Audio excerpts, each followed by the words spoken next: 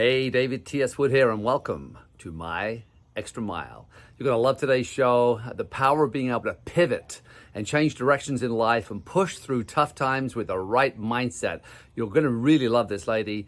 I also want to call out our comment winner, Miss Nielsen. She said, I love Emily's show. My second time watching it. She said, thank you so much. I also noticed, Miss Nielsen, that you've commented on a number of the shows, but you particularly loved our money mindset show with our 4 guests. So thank you for that.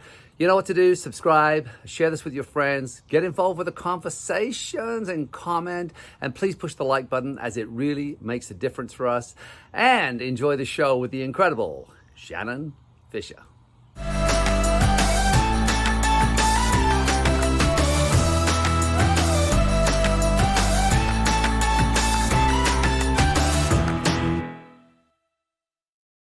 Shannon, I want to welcome you to the show. How you doing?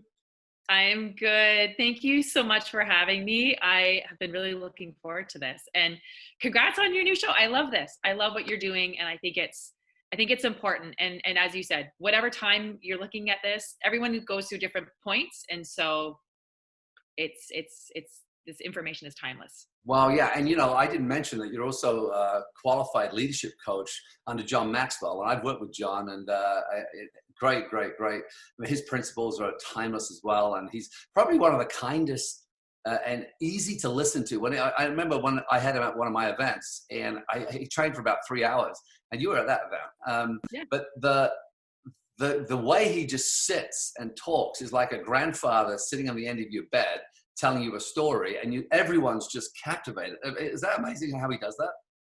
I think that's the thing that kind of that just drew me into John, is just his ability to tell a story, and it just, I don't know, it's like that grandpa, that father figure that's just there to give and serve, and I just love being a part of his culture and his community and sharing his passion and his principles.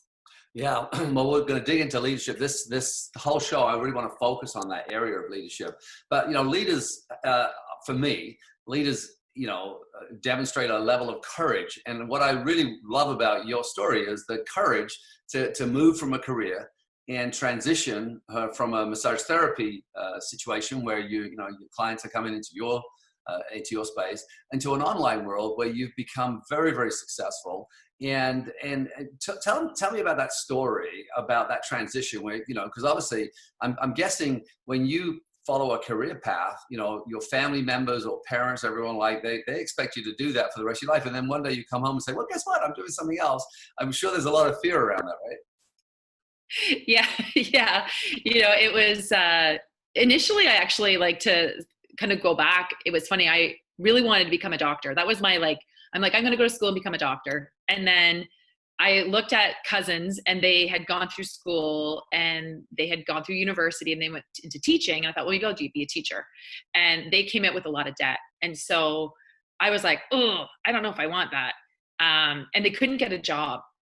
The teachers couldn't get a job at that time. And so I was like, trying to figure out the school path. In school, they're like, you need to figure it out really quick, which drives me crazy.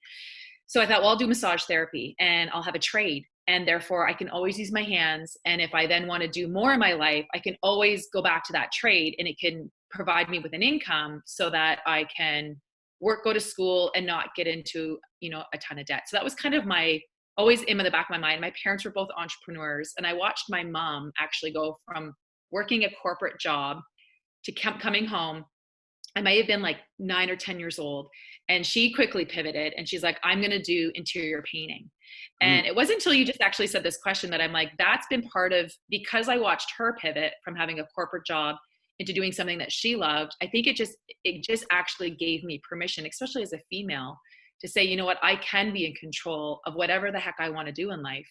And my dad's a plumber, my mom's an interior painter, and they've figured life out. And so I knew I could do that. And I'm really grateful for that upbringing, because if I'd had maybe like, you got to stick in this and it's got to stay like that forever, maybe I would have struggled a little bit more.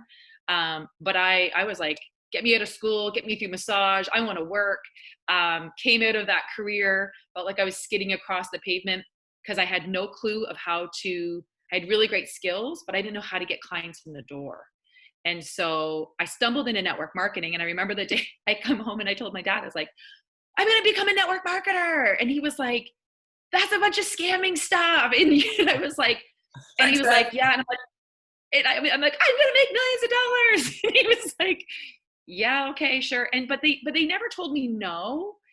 They just had their own judgment around it. So I started in that path. And what I learned in that one company, it wasn't the company I'm in now, but the personal development that I learned in there actually taught me skills of like relationship building, how to sell, how to bring people into the door. And that was a big piece of the puzzle that I was missing as a therapist, was like, I was okay when someone came in and then I could show them the value and take them somewhere, like being that bridge.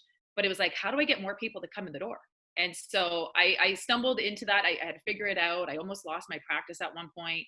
But it was really it's interesting though, because I'm just relating this to the gym. I have a trainer, and I watch the different trainers at the gym sitting waiting for people to walk through the door, but not proactively going out there. And you know, and I find it a little bit like, buddy, there's like, you know, we've got hundreds of thousands of people, 150,000 people in this town we live, you know, and you're waiting, expecting them to pick up the phone and find you. And what are you doing? You know, this whole relationship build. So, you know, whether you're online and you move from your practice to an online business, but what I love is that, you know, learning those skills, regardless of what you do. And if you took the skills you have now back into massage therapy, you would be a very, very sought after massage therapy because of the relationships that you learned how to build. A different animal, right? Yeah, totally. And that's one thing that's really neat, is that when I feel like when you learn certain skills, you can take it into any career. And that's what, even with network marketing, I watch people in certain careers who were able just to step into this, like they were able to pivot and be like, okay, this is really good. And we've seen it where, you know, somebody will just skyrocket. And I was like, oh, what happened with that? I'm like, well, everything in their life had prepared them for that moment. They learned skills, they had done other things that they had to challenge themselves through. And so it was just the next thing for them that took them. And if I went back into that career, to your point, it would be a total different experience because I've continued to grow my skill level and I've stayed in that journey for a long time. Yeah, it's important. What people right now, I mean, there's a lot of people who are waking up and they're looking at, oh my gosh, you know, it really is important for me to have something on the side. Talk a little bit about how you had the career and built on the side of that career. You didn't just jump. You strategically grew the skills and grew the business. And I'm sure your father, I'm not sure what he says anymore, because if you could just tell me, how much have you made on your online business? You know, total, how much money you've made? It's funny. I just actually asked. It's like $4.8 million. Right. So again, when you think about a massage therapist, if you go back, how many years you would have to work as a massage therapist? You can probably get a calculator and sort of figure it out. I have to do it. Chris actually has to do it. So how many years as a massage therapist? You know what you made a day, all right? $4.8 million, divide by that. How many days would you have to work? Because I'm guessing it's going to be days. I just did it on an annual income. Okay, how many years? 80 years. 80 years. 80 years. I love it. So again, and that was like 60, that's like 60,000 a year. Like that's, I just put plus or minus. As I got better, I probably would have made more, but just took an average. 80 years. Let's even 70 years. Does that make you feel good? You have to have that conversation with your father now. I know. It's funny. It took them a long time for them to, it was always great. They didn't always understand what I was doing, but they were always so supportive of what I was doing. So they never told me like, no, you can't, but they just also knew that I was independent enough. I'm like, I'm going to do it anyways. And so it was, I think a turning point for them was I had an opportunity. We were in Toronto. I was I was speaking at one of our conferences, and they came. It was the first time they actually watched me speak. And I surprised my mom with a trip to New York City at Christmas. It was her dream to go to New York City, and it was beautiful. It was a snowstorm, and but that was the opportunity where it was like, it was all expenses paid, come to New York. And we just had 4 or 5 days. It was absolutely spectacular. One of my fondest memories, being able to give that back to my mom and dad. My dad knew we always surprised my mom. She always we're always like doing crazy surprises for her. I think half the time she hates it, but my dad and I just love getting goofy, and we're like, we're going to surprise mom with this. So this was a good surprise for her.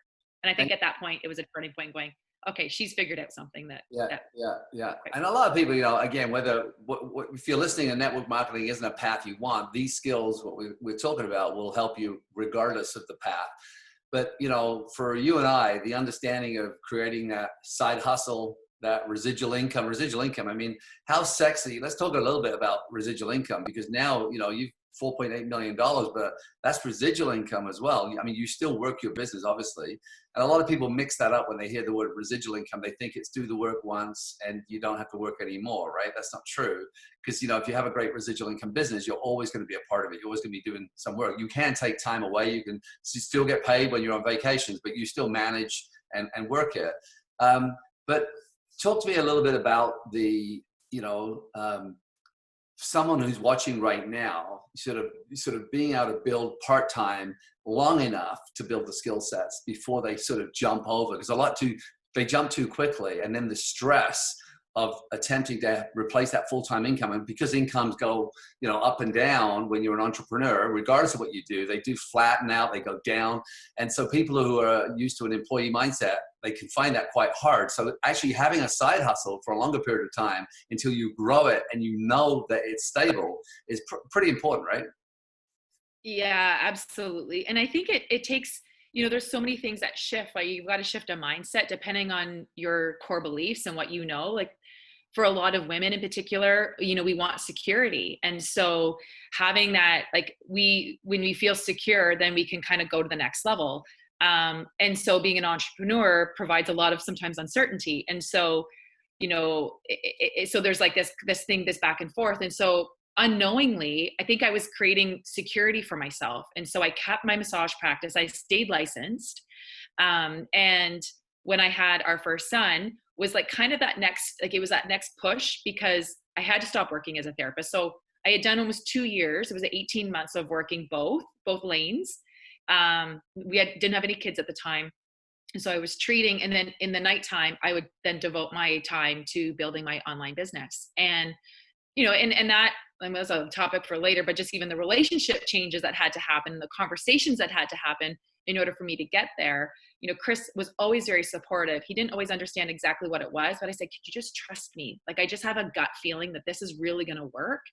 But I did the work. I invested my time. I worked really, really hard, because I knew, I understood the leverage. Like I could see, I'm like, if I could get enough people and we could work together, then I only have to do 2 hours, or say if I was going to do 10 hours a week, but I had 10 other people, I'm doing 100 hours.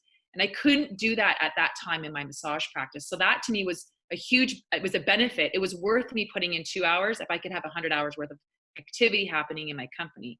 And so when Griffin was born, it forced me to like kind of just surrender and say, okay, is this working? And I still remember the day, like I just brought him home, and you talk about the residual piece. And I got a commission. I got that Monday. I'm like, oh my gosh, this is working. And then I took 8 weeks to figure out how to be a mom and a parent. And then now it's been like a 13-year journey, but it took me that little bit to be like, oh, okay, what do we do? Right. And how does this work? And I had to deal with my own, you know, hormones and all that other stuff that happens. But what was so interesting to me, and I think that was the next catalyst for my belief, was like, oh my gosh, these people are still working. They're not working for me. They're working for their own dreams and goals. But because I went first and I laid a foundation, I was still starting to create that income. And so it excited me. And then I realized I can do this and be a mom part-time. And so the massage was still there. I put it on pause. I really started building the network marketing business. And then by the time I think Griff was almost a year, I'd already like not only exceeded, I had matched and then exceeded what I was making on a annual basis. So I thought, okay, I'm like, I can pause this over here. I can now go full time here and really like put a lot of focus and energy in here. And that's when it really started to scale and grow. And then eventually I just allowed that profession to kind of go away. Yeah. But it was a bit of a tiering, the stacking. Yeah. It's so interesting. And you've helped so many people. I'm going to ask you that number as well. How many people do you have in your global team now? It's over 50,000 people. So 50,000, but how many people did you personally bring in? So this is why a lot of people who don't understand leverage income, this Yeah. is going to blow their minds. So you're getting paid on 50,000 people's efforts, or not every, those 50,000, a lot of those are customers. So they're not building with you, but there's still a percentage of people that are building with you. Probably 15, 20% of them are building, but the rest are your customers. But how many did you actually enroll yourself into your online business? 250 and So still from growing. 250, you're getting paid on 50,000 people's effort. And so we're looking at that leverage, and this is what mind blowing, and in a residual capacity. And what you just figured out on your little calculator there, you're still very, very young. You'd have had to work 80 years in your previous profession that, by the way, you went to school for 4 years to learn. Is that 4 years or 3 years? Three. 3 years you went. And then how many years after you became a massage therapist did you feel like you were a really good one? Did it take another year or so, or? Oh, it was a good couple of years, because it's like it's palpation skills. So it was like the more you treat, the better you become. And that's why, if you can find a therapist that's been treating for a long period of time, they're magical. They just know. It's Yeah. great. Yeah, they Yeah. understand the body. Talk a little bit about, again, I've got that new person who we're talking to right now who may be in a position where they're especially with what's happening in the world, this COVID thing, that people are really waking up to say, hey, I really want to start building that side hustle. What is it about this profession, the network marketing profession, that people wander in and they don't treat it like a profession, yet it's probably the highest paid profession on the planet Earth? Yet so many people just come in. It's like you went to school for 3 years to learn how to massage someone, where, 3 years, and yet people come into this and they don't give themselves 3 to 4 years or 5 years. I mean, your dad's a plumber. I think he went to school for 4 years, didn't he? Or 2 years? To Something become a like plumber? that. Yeah. Something like that. I Yeah. don't know what plumbers do, right? Talk to me a little bit about that. This mindset around, if you are going to do a side hustle, is actually coming across with a professional mindset, even though it's super part-time for you in the beginning. And then later on, as you're a mom now, it really stayed part-time because, as a full-time mom staying at home, you're still kind of, you're still dedicating not a full-time like you would as a massage therapist, possibly, right? So talk a little bit about that, the mindset of being a professional in whatever side hustle you do. Yeah. I was literally just having this conversation before. I was talking with one of my business partners, and, I think what's happened with COVID has been as you said, a great awakening, because a lot of people may have been in this, like, maybe I should. And then really quick, you realize, what do you have left standing when you have something like a global pandemic that literally wipes out businesses? I've seen restaurants close. I've seen a lot of really sad things happen. And I think it allows people, I'm an opportunist. So I look at it and I'm like, cool, what kind of new opportunity can we create? And what I loved is when through the last, little bit, was that I really, even more so, was so super grateful for my industry, for network marketing, because of just, we ended up being deemed essential service, which was really great to be in a company that was in that era. But to created this foundation and had that mindset. And so when you're getting started in anything, I think it's important to say, what is my goal? And when I came into this, I was grateful. I had a woman who said that she came into network marketing. She had been in other companies, but to this whole idea of, like, if it took my husband so many years to become really good at being a CPA, I'm going to give myself at least, 5 to 7 years to figure this out and to see then if it would work. And so I started my journey with that mindset. I'm like, okay, so if she's given herself 7 years, I think actually when I'm like, okay, I'll give myself 5 years to see if this really works, but I'm going to do the work. And so I started my journey with that intention. Was like, I'm willing to stay in long enough to figure this out. And like any small business, it's usually a 5-year, like, if you're going to be profitable, give it 5 years. And if it's showing a profit in 5 years, then I'll keep going. And if it's not, then maybe I need to do a different decision. But that's kind of the intention that I went. And I feel now, because of, there's so many things coming at people, that you sometimes see the glory, but you don't see the story. And that's that piece of saying, what was that person doing before they stepped into a side hustle? Did they create different skills? Did they have different business experience that they were able to pivot and be like, okay, I can take what I know, and maybe it's just information, and I can now share that with the world, and I can create a compound effect, or do I actually have to start where I'm just at and be okay with that? Be okay with staying in that step of just, I'm just going to spend time here and grow my skill. And maybe I just need to learn how to build better relationships. Maybe I've been behind a screen for so many years that I haven't had a chance to know how to connect or how to pause or how to communicate effectively. And I just need to work on that skill, and that's okay.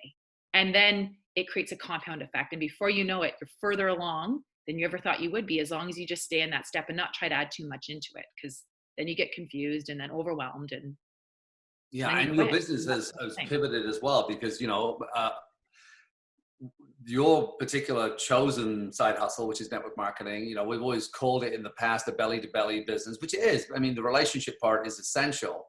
However, a lot is happening online now. So there's kind of a lot of the old school network marketers are having to learn some new skills again. So that's the beauty of side hustle business, is it's not just pivoting once, you're constantly pivoting, right? It's like, okay, so now what am I learning now? And also you got into the training side as well. So you, corporate trainer for 10 years. And I remember you starting, right? Right. But it's just, again, that's another skill set. But talk to me a little bit about what is the things you notice, because you've helped so many people. You said 250 people that you personally brought into your business, but 50,000 in your team. And so you're constantly helping people move from their profession into a part-time business, into a full pivot. What are some of the hurdles? What are some of the biggest challenges that you see? I mean, mindset is obviously one, but what are some of the things that you're really helping people navigate? And I know you like to use the word bridge. And so you become a bridge for people. And so I love that concept, is leading people across the bridge and leading yourself across the bridge first, because it's hard to lead someone across a bridge if you haven't been across it yourself. And a lot of people try that. They get stuck themselves and they're trying to lead people from a stuck position. But you're really, your philosophy is to really go first and then help people come across. Is that right? Yeah. It was like kind of a bit of an aha moment. I've been keep seeing this like bridge, I had a conversation with a friend yesterday, and she goes, "Oh, she's like, you're a bridge worker." And I was like, "Is that a thing?" And she's like, "Yeah." She's like, "I just heard of it the other day." And she's like, "I'm a bridge worker." And I was like, "Oh, well, now we're bridge workers. Okay, that sounds cool." But it is that piece of like, it's going across. And sometimes I think when you're in that transition and you're moving through is when people often get stuck, because they can see the end, they can see the light at the end of the tunnel, and then they sometimes forget what step they're on. And so what I've seen work well for me over the years is to kind of be that soft hand in someone's back. And so I've always had other coaches. So I've always had other people leading my mindset, helping me go to that next level, and then saying, okay, well, what's my next step, and how do I now take that next person through it? So I'm always being led, and I'm always then leading others. And so it is this like knowing when to follow and then knowing when to lead. And so I it's like I have to lead myself well first. So I'm always checking in, where can I grow? Where can I shift? How do I become more relatable to that person, so that whatever their dream or desire or step is, I can try to figure out a way to how to articulate, even then with that team, to say, okay, what is your next step? And then how can I come in and support you, either with a soft hand in the back or sometimes a little swift kick in the arse, because sometimes we need that, right? It's like, okay, it's time to go. And it's just, but with trust. And so it's like you have a soft place to fall if you feel like you're going to fall, because there's a community around you. And I think as an entrepreneur, we can solo, and that's what I've loved about network marketing, and just in any business. Like, doesn't matter if it's coaching or gig economies or whatever, having a community of people is so key, because you want to be able to bounce ideas. You want to be able to say, does this make sense? And then be able to take that next step. And that's what I've loved about this industry, and just helping people be that I can just like, I'm just going to help you move across here. And sometimes you have to go first, and that's sometimes scary, not knowing what that next step is, but just trusting and knowing. And especially if you've seen someone do it before, that's why mentors are so great, and someone to coach you who's maybe already gone ahead of you, because then they are able to say, oh yeah, that didn't work so great. Don't do that. You probably will. You probably do it anyways, but at least they told you shouldn't. So it's like, oh, that really hurt. That sucked. Yeah. Talking about, again, I want to sort of stay with the bridge concept. A lot of people who are listening to this, they want something else. And, but, the role of one of my sayings that I use a lot, and you've been to a lot of my events. My wealth can only grow to the extent I grow myself. And that sort of the very nature of crossing a bridge is in itself a personal development program, if you like, right? Because you're moving yourself out of a comfort zone into a completely uncomfortable place. And when we do anything new, regardless of what it is, I've just started flying float planes on the lake here, and it's such a different animal, because now, you're dealing with waves, you're dealing with wind in a different way. So the winds are coming from 4 different directions. We're typically on a runway, they're just coming down one, but the winds are coming over the mountains. So I can feel it's like a different animal, and it is uncomfortable. But because I love being uncomfortable, I'm willing to be uncomfortable long enough to get these skills and really develop them. And like you say, I have an instructor who's with me. So gleaning that information. But talk to me about the role personal development plays, and what is it really? Because if people throw around this word, and it seems like everyone online is a personal development guru now. Some of them are only about 12 years old, and they're already telling people how to live because they're influencers. But I wonder if I was to take that little influencer and throw them in a real life situation somewhere, whether they can actually survive, right? But talk to me about the journey called personal growth and the role it's played for you. But what is it, and how do you bring it into the crossing of the bridge? Yeah, I think for me, it's everything. I see that we've gone through a lot of people go through school and then all of a sudden feel like, okay, my education's done, good, I'm set, and then they reach a lid. And that's why John Maxwell is like the law of the lid. And then they just keep reaching, like they just keep hitting it. And then they wonder why life isn't as fulfilling and juicy and sexy as they want it to be. And it's because they stop that piece of development, and they're really operating in a fixed base mindset. And what personal development or whatever the heck you want to call it is really establishing a growth-based mindset. And a growth-based mindset allows you to walk along the bridge. And I would have to say there's been moments, like I remember going to some of your programs and being in the car and really not wanting to go and being like, oh, like I could feel the resistance and I could feel the tension. And I was like, this is the last thing. I'm just left my kids at home, and Christmas, I'm leaving babies to kind of go to this event. Oh, I hope you're okay. My internet went a bit wonky there. And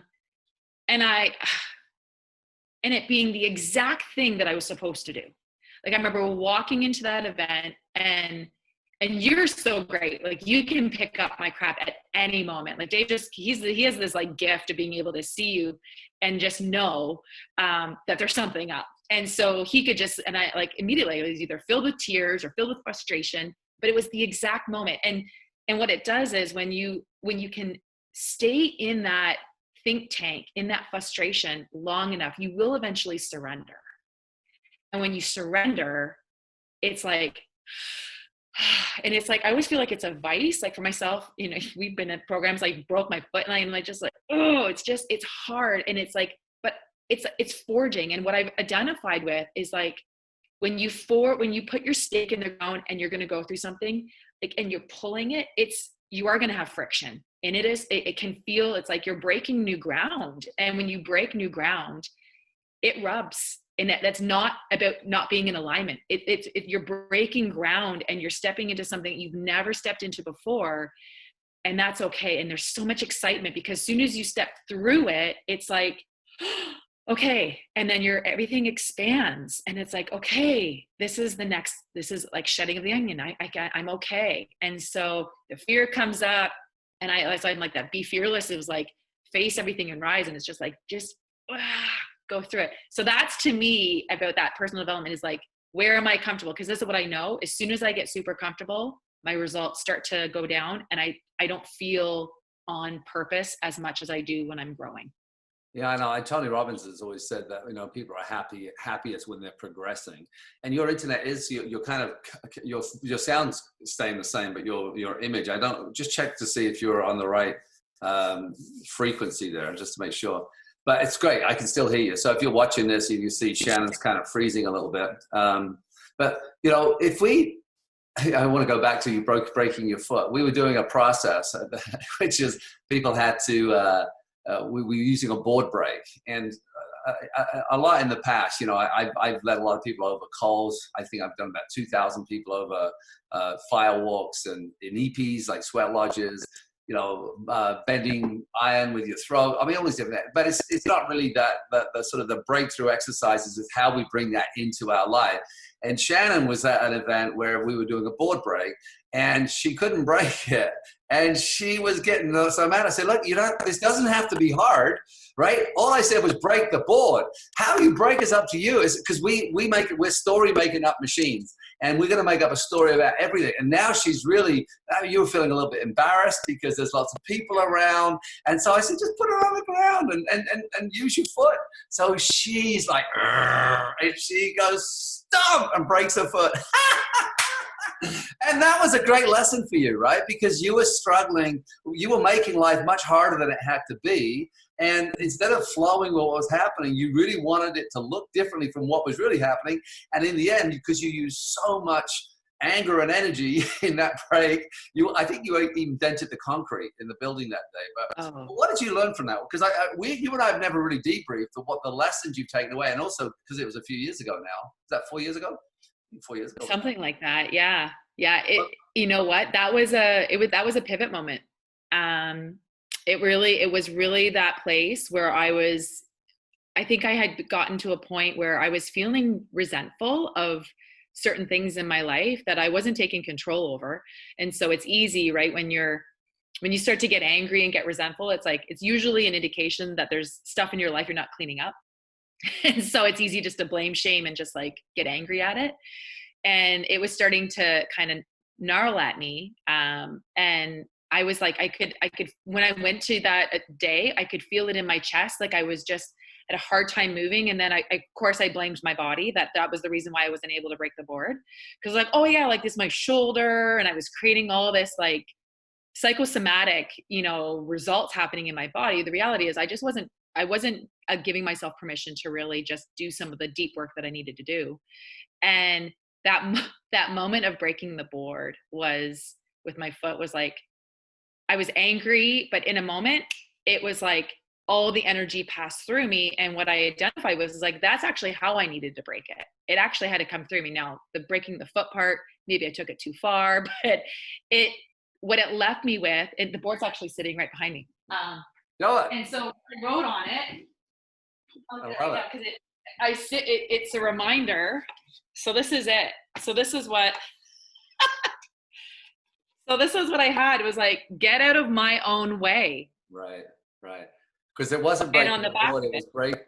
Because I would have give people context to give context. So everyone had to write on the board something they wanted to break through. And if you've got something holding you back, when you're looking at that, I mean, unless you're really willing to break through it, that's why the board break to me is such an important exercise. But here you are, get out your own way. Everything you were doing that day was in your own way, right?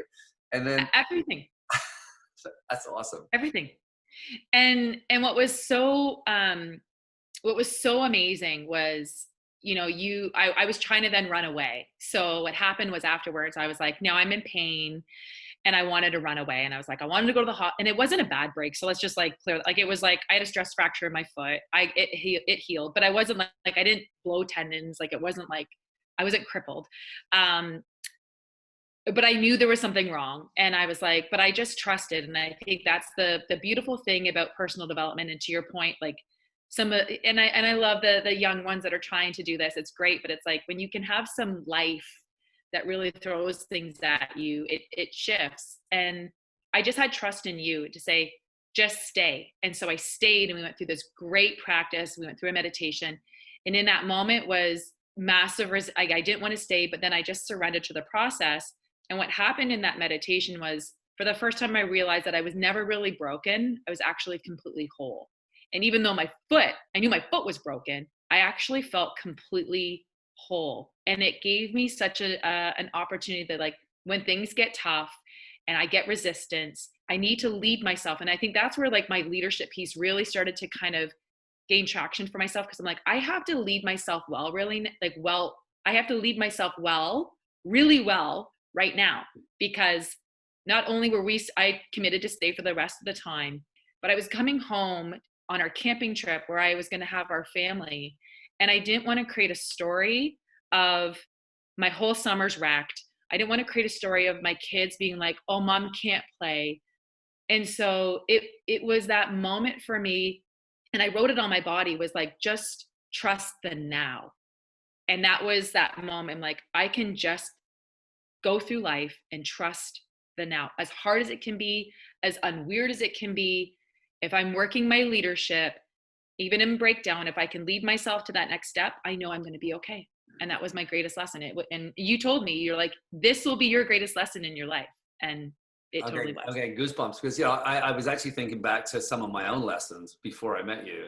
And I remember one time I was in a sweat lodge at a program. It was a 5-day intensive, a program I ended up teaching. It was one of my favorite programs to teach. It was called Warrior Camp.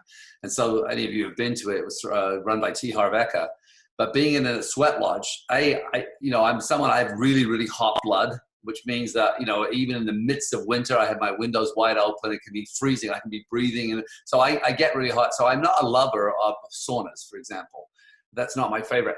But so going into a sweat lodge, and anyone who's been in one, I mean, it's a native Indian, First Nations, whatever the term you like to use, and they build it, they say it's the belly of the mother, and they build from local woods and cloths. They build a sweat lodge, and then they heat stones over a whole day, and it's very ceremonial. There's a lot of prayer, and then you go in there, and there's a lot of us in there all crammed in, and it is insanely hot, insanely hot. And it was the first time in my life. I'd been fighting my whole life. I was a survivor, backpacking around the world, hustle, hustle, hustle. But I'd never surrendered, and I'd never asked for help in my entire life. I left home at 15. I left school at 15, and I've been on my own. And I always rely, and I still have a little bit of a lone wolf in some ways. But I just remember having to lay down on the ground and surrender and forgive. And I all this stuff that I was carrying. So again, this is a crazy personal development moment for me that I don't think I've ever shared this with you even. But there you are breaking your foot. Here I am having to surrender and ask for help, and laying down on the ground and just asking, trying to get some coolness from the earth, but asking for help, because I didn't want to quit. I wasn't a quitter. I didn't want to walk out that door. And because you could, no one was forcing you in there. But it was just that surrender. And I remember letting go of so much stuff inside of me, anger towards my parents and anger towards my sister, and different things I was carrying that I didn't really address. I just went through life with this guard. And in that particular moment, I remember walking outside of the sweat lodge after we were in there for maybe just over an hour, and picking up a grain of sand.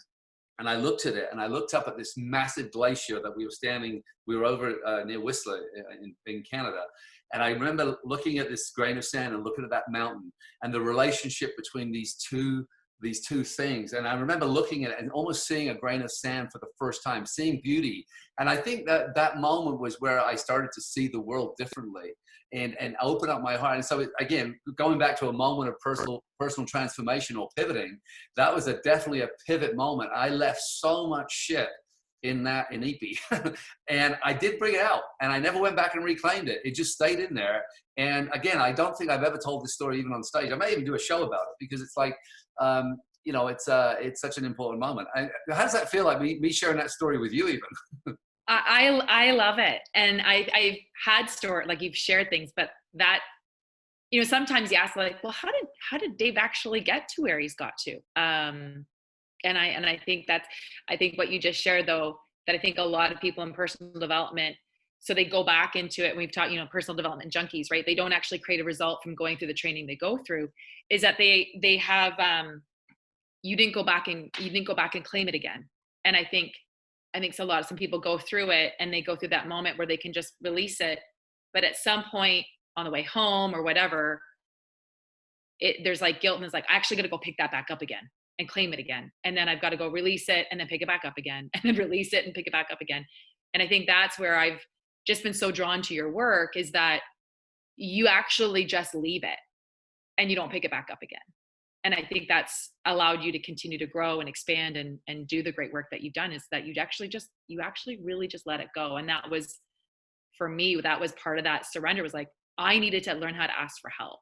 And that was a big piece, because I was like, well, I can lone wolf it. I can figure it out on my own, but is that really how I want to live my life? And I didn't.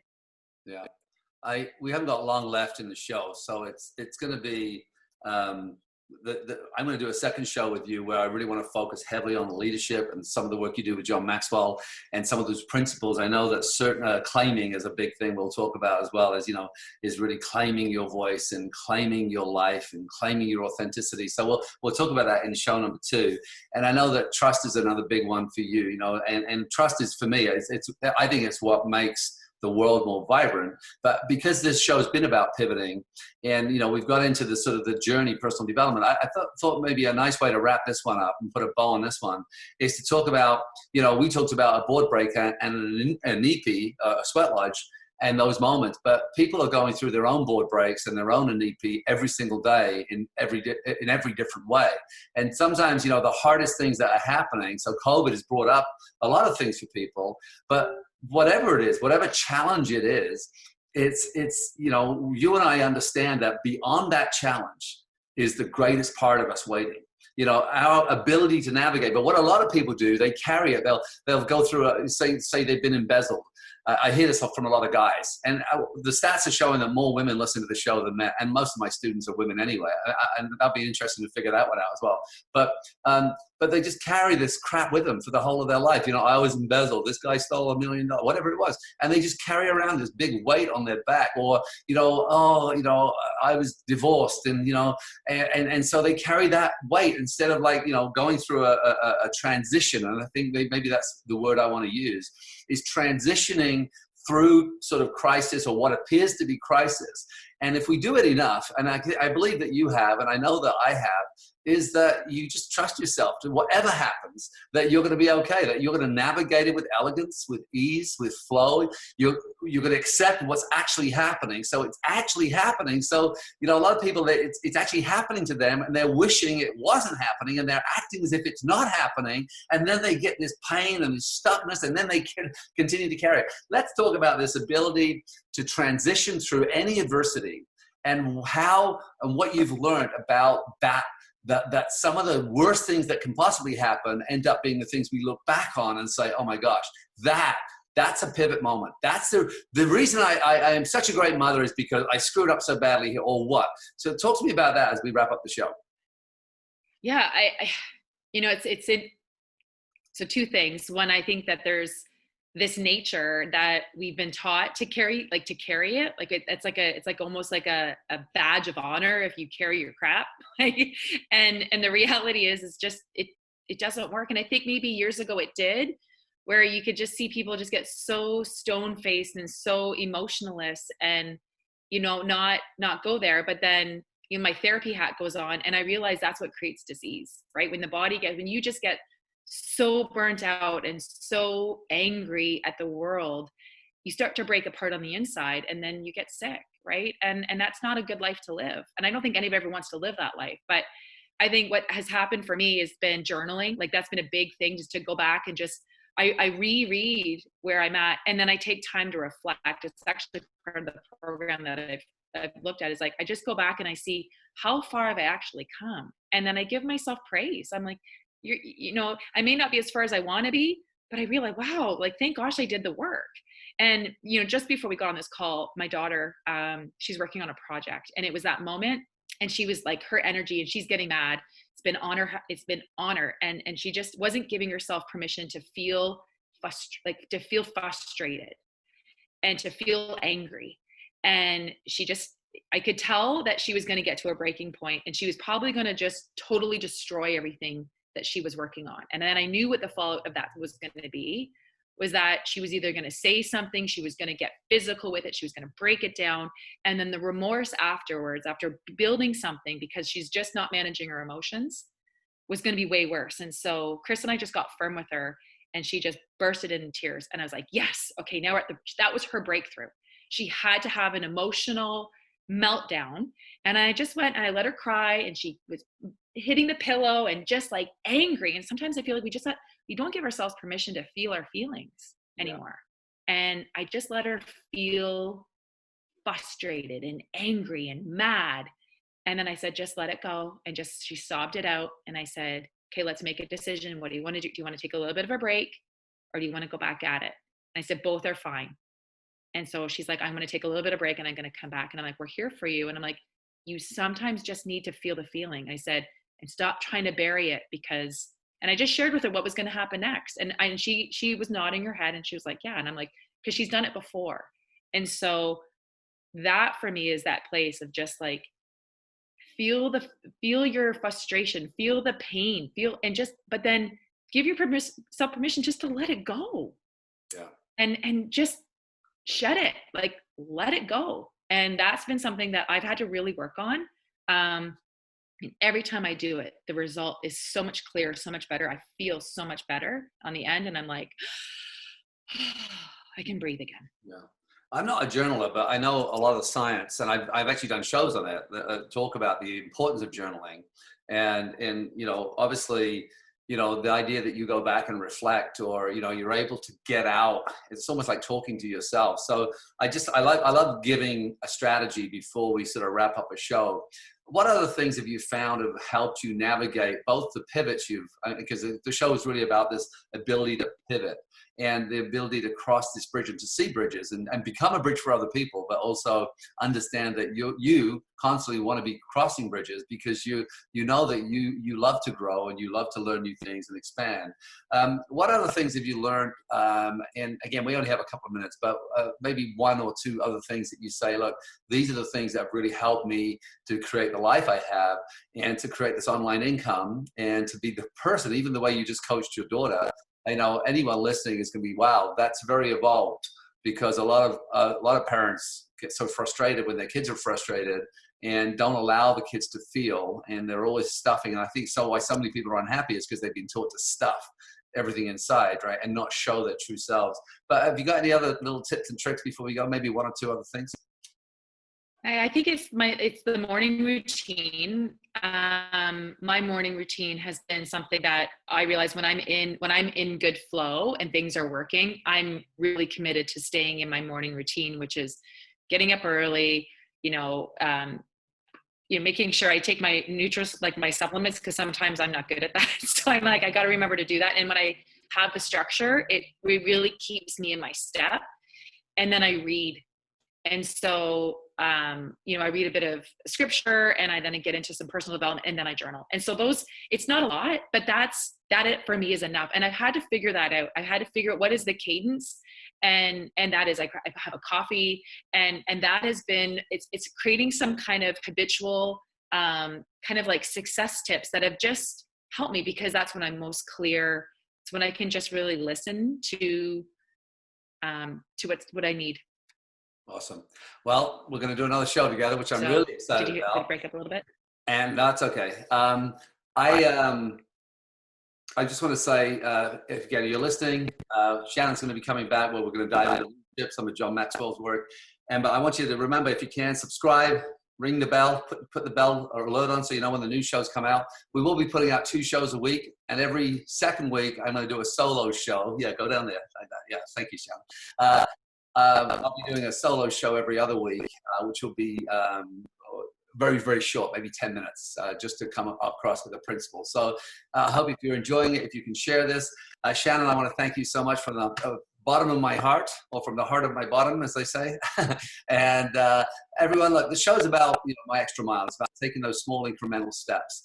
I love to talk about at the end of the show the 1% principle. If you can grow 1% today, and if you look at Shannon, she gets up, she reads, sometimes scripture, personal development, and then journals, and then looks after her body on the inside with her nutrition.